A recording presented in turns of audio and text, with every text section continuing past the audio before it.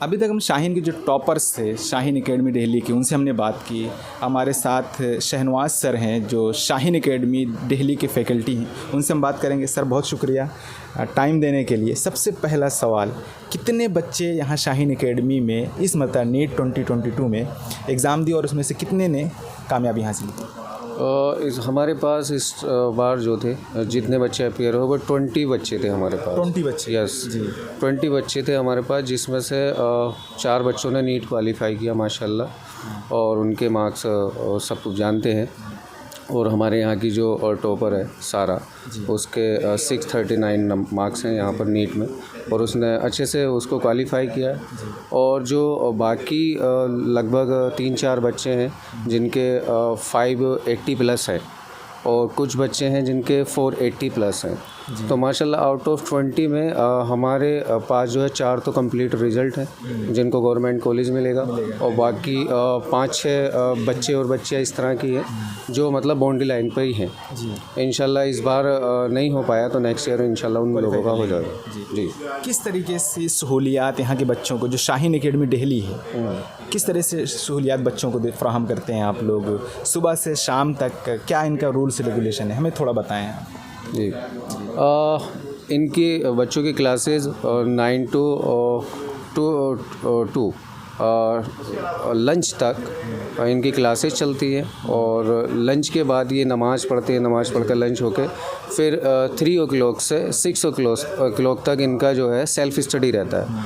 और self study की duration में सब्जेक्ट मैटर एक्सपर्ट मतलब फ़ैकल्टीज़ वगैरह जिनसे वो पढ़ रहे होते हैं वो अवेलेबल रहते हैं, वहाँ पर मौजूद रहते हैं। और बच्चे सेल्फ़ स्टडी करते ड्यूरेशन में जो भी उनका डाउट आता है केमिस्ट्री को लेकर, फ़िज़िक्स को लेकर और बायो को लेकर, तो वो जो है हमसे कंसल्ट करते हैं, मालूम करते हैं, और उनको एक तरह से अच्छे माहौल में बैठाकर ही उनको सेल्फ़ स्टडी कराने का मौका दिया जाता है, और उनको डाउट्स अच्छे से बताए जाते हैं, समझाए जाते हैं।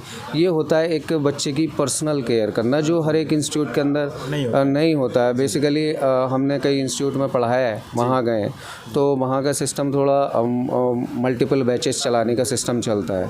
कोचिंग का है कि मॉर्निंग बैचेस अलग हैं, हमारे इवनिंग बैचेस अलग हैं, तो they are earning the money, और कोचिंग को जो है मनी का सोर्स बना रखा है। उनके अंदर ये वाला फैक्टर नहीं है कि जैसे मतलब खिदमत की जाए लोगों की, कौम की, और जो है कोई गरीब बच्चा है उसकी फ़ीस को कम करके और उसको पढ़ाया जाए, उसको अप्रिशिएट किया जाए। यहाँ पर फैकल्टी का माहौल जो है काफ़ी अलग है, क्योंकि यहाँ की फ़ैकल्टी जो मैंने आगे देखी है खुद भी, और यहाँ की फ़ैकल्टी जो है काफ़ी सपोर्टिव रहती है बच्चों के लिए, और उनसे जो है पर्सनली उनकी वीकनेस के बारे में बात करती है, उनसे पूछती है कि आपके मार्क्स इतने कम क्यों आ रहे हैं। तो बच्चे अपनी कमी बताते हैं कि प्रैक्टिस में थोड़ी कमी हो रही है, या पेपर करते टाइम उनसे मतलब मिस्टेक्स हो रही हैं कैलकुलेशन में, या वो अपने आप को पूरा एग्जीक्यूट क्यों नहीं कर पा रहे हैं। तो इन चीज़ों को हम देखते हैं, फिर उसी के हिसाब से उन बच्चों को समझाते हैं और उनका सॉल्यूशन देते हैं, जिससे बच्चे के मार्क्स जो है एनहेंस होते हैं और बच्चे का मोरल भी अप होता है। तो ये सारी चीज़ें हैं यहाँ पर जो फैकल्टी के थ्रू दी जाती हैं।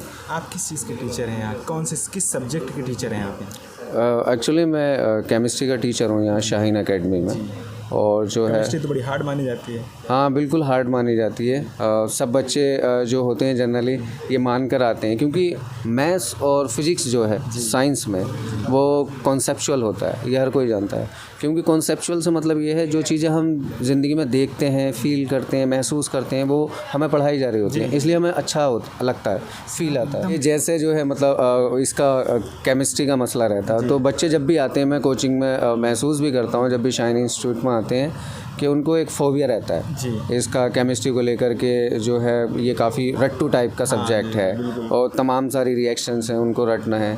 लेकिन हमने एक चीज़ इसमें महसूस की कि जब हम खुद भी पढ़ते थे तो हमें भी उस तरह के टीचर मिलते थे कि केमिस्ट्री को केमिस्ट्री की तरह से पढ़ाते थे वो, मतलब ये रिएक्शन है, ऐसे हो रहा है, क्योंकि केमिस्ट्री जस्ट लाइक है कि इंटरनल प्रॉपर्टी के अंदर कुछ चल रहा है जो आपको दिख नहीं रहा है। लेकिन अगर आप केमिस्ट्री को उस वे में पढ़ाओगे जो फिज़िक्स का वे होता है, जो मैथ्स का वे होता है, कि सब्जेक्ट को अगर आप फील करा दो बच्चे को, कि उसे एहसास हो, उसे उसका टेस्ट आने लगे बेसिकली सब्जेक्ट का, तब बच्चा जो है उसमें इंटरेस्ट लेने लगता है और उसे मज़ा आता है, अच्छा लगता है। अब केमिस्ट्री को आप केमिस्ट्री के बेस से पढ़ाओगे कि ये दो आपके रिएक्टेंट है, ये आपस में रिएक्ट करके ये प्रोडक्ट दे देंगे, कलर ये होगा, तो बच्चे को मज़ा नहीं आएगा क्योंकि उसे देख नहीं रहा।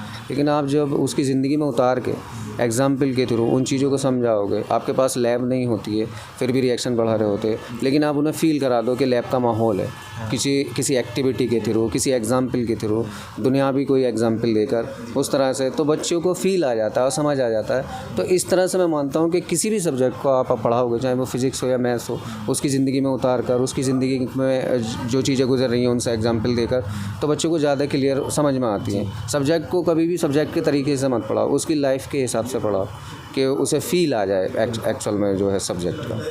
जी, अभी जैसे आप कदीर सर बयान कर रहे थे कि यहाँ नमाज की पाबंदी है और एक इस्लामी माहौल में हम असरी तालीम दुनियावी तालीम दे रहे हैं। जी, शाहीन एकेडमी दिल्ली में भी वही नज़्म है? जी माशाल्लाह वही माहौल है। जैसे मैं कहूँ, मैं टीचर्स भी नमाज़ पढ़ते हैं? माशाल्लाह मैं अपने ही बताता हूँ एक्सपीरियंस जैसे आपको। जैसे हमारे यहाँ फ़तेह सर हैं, तो वो माशाल्लाह इंस्टीट्यूट के अंदर भी, इंस्टीट्यूट के बाहर भी वो नमाजी हैं पहले से माशाल्लाह।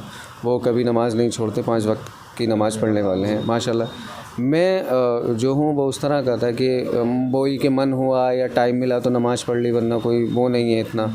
और क्योंकि कहीं कोचिंग में पढ़ाते थे और कहीं पर भी पढ़ाते थे, तो ये होता था, जैसे मैंने अलीगढ़ में भी पढ़ाया है, दिल्ली में भी पढ़ाया है, तो ये होता था कि टाइम नहीं मिल रहा, वक्त नहीं मिल रहा, इस वजह से हम पढ़ नहीं पाते थे। और जो है जब शाहीन एकेडमी को ज्वाइन किया तो यहाँ माहौल ही डिफरेंट था। और मैं बताऊँ, शुरुआत में जब शाहीन एकेडमी मैंने ज्वाइन किया था तो और भी लोग नमाज़ पढ़ने जाते थे, बट कुछ जो चीज़ें दिल में ऐसी होती हैं कि मन नहीं कर रहा जाने का, तो मैं बैठा रहता था। मैं एकदम से नहीं गया, कभी मन किया एक वक्त की पढ़ ली, कभी ये मन किया। लेकिन उस माहौल में ढल ढल के कि आपको होता है कि और लोग तो जा रहे हैं, तुम अकेले बैठे हो, इस तरह से बैठे हो, फिर खुद का दिल भी गवाही नहीं देता इस चीज़ के लिए। तो बाकी जो नमाज़ पढ़ने की आदत है, जो मेरे मतलब घर वाले भी जानते हैं, मुझसे जुड़े लोग भी जानते हैं, वो शाहीन एकेडमी से पड़ गई है मेरे अंदर। बेसिकली ये सारी चीज़ें जो होती हैं हमारी सोसाइटी से, मुआशरे से होती हैं, जहाँ भी हम रह रहे होते हैं, तो बिल्कुल डायरेक्ट असर उस नेक काम का, उस भलाई के काम का, और जो है मतलब नमाज को लेकर, दीन को लेकर, और बच्चों की तरबियत कैसे करनी है दीन के लिहाज से, ये सब शाहीन से ही आया। ये सारी चीज़ें शाहीन से? ये एग्जैक्टली ये माहौल मैंने और किसी इंस्टीट्यूट में नहीं देखा कि बच्चों की तरबियत को लेकर और इस्लामिक चीज़ को लेकर बात करे कोई भी, क्योंकि अगर बच्चा पढ़ने जा रहा है, इस्लामिक चीज़ों को लेकर बात करने की आज़ादी भी नहीं है। कभी नहीं है, क्योंकि everyone want to be secular nowadays. सबका ये हिसाब है आज के टाइम पे कि अपना पल्ला झाड़ने के लिए लोग अपने आप को सेकुलरिज्म से जोड़ देते हैं, कि सेकुलरिज्म का मतलब वो ये दिखाना चाहते हैं कि हमसे सब खुश रहे, कोई एक तबका नाराज़ नहीं हो। नहीं, ऐसा कुछ नहीं है। इस्लाम कहता है कि अगर आप अपने चीज़ को, जो आपको सही बताया गया है, उसको फॉलो करोगे तो बेशक 2 लोग नाराज़ हो सकते हैं, लेकिन बाद में जब चीज़ें समझ में आती हैं तो वो भी समझ जाते हैं। तो कभी भी लोगों को देखकर नहीं जीना चाहिए। जो हमारे इस्लामिक प्रोटोकॉल्स हैं, जो रिलीजियस प्रोटोकॉल्स हैं, उनको देखकर जीना चाहिए हमको। उन्हीं के अकॉर्डिंग हमें अपनी लाइफ गुजारनी चाहिए, उसी के अकॉर्डिंग हमें काम करना चाहिए। बहुत अच्छी बात करें सर, मुझे यकीन है कि जो टीचर से देख रहे हो आपको इससे ज़रूर इम्प्रेस होंगे और आपकी बातों को फॉलो भी करेंगे इंशाल्लाह। सर, जैसे बहुत सारे गरीब बच्चे हैं और उनके माँ बाप भी ये मतलब फाइनेंशियली हेल्प नहीं कर सकते अपने बच्चों की, क्या शाहीन में कोई स्कॉलरशिप है जो गरीब बच्चों के लिए हो और वो आएँ और उनको फ्री एजुकेशन मिल सके? जी बिल्कुल ऐसा है, बहुत ऐसा है। हम यहाँ पर रहते हैं, उन बच्चों से इंटरेक्ट होते हैं, उन पेरेंट्स से इंटरेक्ट होते हैं। कुछ पेरेंट्स जो हैं हमको भी डायरेक्ट कॉल कर लेते हैं, मैनेजमेंट को कॉल नहीं करके, क्योंकि हम भी कहीं ना कहीं किसी सोसाइटी से आते हैं, तो हमें फ़ोन करते हैं कि हमें आपके शाहीन एकेडमी में एडमिशन चाहिए, but we have no money, क्योंकि अर्निंग के सोर्स नहीं होते हैं उनके पास। गरीब बच्चा है, गरीब माँ बाप हैं, गाँव देहात से लोग आते हैं, तो हम उनके लिए जो है ये चीज़ें मुहैया कराते हैं। कोई ऐसा नहीं है, और ये कदीर सर की तरफ से हमको अलाउ किया गया है, उन्हीं का प्रोटोकॉल है कि कोई बच्चा अगर ऐसा है कि जिसमें मतलब कुछ खास पैसा नहीं है, गरीब है और वो पढ़ना चाहता है, तो उसका फ्री में हम एडमिशन लेते हैं। कदीर सर की तरफ से? एग्जैक्टली कदीर सर की तरफ से है ये। अभी जैसे मैं आपको ये बता दूं कि जैसे 400+ वाले मार्क्स वाले बच्चे भी हैं, चाहे वो अच्छी फैमिलीज से भी हैं, तो कदीर सर का प्रोटोकॉल वही है बोलने का कि उनसे पैसे नहीं लेने हैं, उनको बस एजुकेशन प्रोवाइड करानी है। ठीक है, क्योंकि वो जो हैं बहुत करीब हैं अपने लक्ष्य के, MBBS बनने के, इसलिए हम उनसे पैसे नहीं लेते हैं। और शाहीन एकेडमी की जो मैं रियल में बात करता हूँ, जो थीम है शाहीन एकेडमी की थीम सिर्फ यही है कि एक अच्छा इस्लामिक माहौल कायम हो, अच्छे डॉक्टर्स और इंजीनियर्स निकलें, यानी ये डॉक्टर इंजीनियर्स बनने के साथ साथ अच्छे इंसान बने जो अपनी कौम की मदद कर पाएँ, भलाई का काम कर पाएँ। कभी भी शाहीन एकेडमी का मोटो जो है मैंने पैसे कमाने को लेकर आज तक नहीं देखा। ये आई डोंट नो कि मैं समझता हूँ कि ये अल्लाह ताला की तरफ से कदीर साहब और जो चेयरमैन हैं जो इसको चलाते हैं अपने एफ़र्ट्स से, और बाकी वो एक डायनामिक पर्सनालिटी है और वो इतना एफ़र्ट लगा के इसको चलाते हैं, तो तमाम लोगों की दुआएं उनके साथ है ना, और तमाम गरीब बच्चों की, नेक बच्चों की दुआएं उनके साथ हैं। और ये कहाँ से कैसे इतनी सारी ब्रांचेस चल जाती हैं, सब अल्लाह ताला कराता है उनका। हालांकि उनका कभी भी मकसद इस बात को नहीं रहता, ना ही वो पर्सनल इंटरव्यू छोड़ो आप, अगर वो कदीर साहब पर्सनल भी फैकल्टीज़ के बीच बैठे होंगे या मैनेजमेंट के बीच बैठे होंगे आपके, तो वो कौम को लेकर ही बात करते हैं कि हम बेहतर डॉक्टर बना सकें, बेहतर इंजीनियर बना सकें, IAS PCS दे सकें। और बेसिकली उनका कौम को आगे बढ़ाने से मतलब होता है इस देश को आगे बढ़ाना, इस कंट्री को आगे बढ़ाना, क्योंकि हम जितने पढ़े लिखे इंसान होंगे उतनी ही अच्छी स्टेबिलिटी होगी और उतना ही कंट्री हमारा डेवलप होगा। तो ये सारा मोटो कदीर साहब का रहता है उनकी तरफ से। और मैं मैनेजमेंट की बात करूँ तो वाकई मैं कहूँगा कि मैंने फैसल सर जैसा मैनेज करने वाला जो है कोई भी मैनेजिंग डायरेक्टर नहीं देखा अपनी लाइफ में। फैसल फलाही सर जैसा, क्योंकि मैंने बहुत मैनेजिंग डायरेक्टर देखे, क्योंकि आप जहाँ भी काम करते हो तो आपको क्या खूबियाँ हैं उनकी खूबियाँ ये हैं कि they are strict by rules. उनकी मतलब स्ट्रिक्टनेस है अपने रूल्स को लेकर, फॉलो कराने के लेकर। क्योंकि मैंने देखा है कि कोई भी MD अगर उस कुर्सी पे बैठा है तो वो बच्चे के हिसाब से बात मान सकता है, पोलाइट हो सकता है, सॉफ्ट हो सकता है, रूल्स को तोड़ सकता है, बट वो रूल्स को कभी नहीं तोड़ते हैं। और मतलब मोबाइल को सबमिट करने की ज़रूरत है बच्चों की, तो फ़ोन का सबमिशन होगा। और फैकल्टीज़ का किस तरह से यूज़ करना आता है वो मैं समझता हूँ कि शायद इंडिया के अंदर फैसल फलाही जैसा कि कोई फैकल्टीज़ को उस तरह से यूज़ कर ले, कोई हाँ उस तरह से यूज़ कर ले। फैकल्टीज़ का कैसे यूज़ किया जाता है और भी जितने एम्प्लॉय होते हैं कोचिंग के अंदर उनका कैसे यूज़ किया जाता है वो मैंने उनसे जाना है, सीखा है, महसूस किया है उनके पास बैठकर। तो और वो कभी भी किसी भी इंसान को फ्री नहीं बैठने देते, उस तरह से चीज़ों को मैनेज करते हैं। ऐसा नहीं है कि सपोज़ फैकल्टी क्लासेस लेकर आया और वो फ्री हो गया, नहीं, वो सिस्टम को ऐसे बनाएंगे कि क्लास के बाद जब लंच होता है, लंच के बाद फैकल्टी फिर इंगेज हो जाता है और वो बच्चों के साथ इंगेज रहता है तब तक जब तक उनका मतलब ड्यूरेशन रहता है फैकल्टीज़ का और बच्चों का।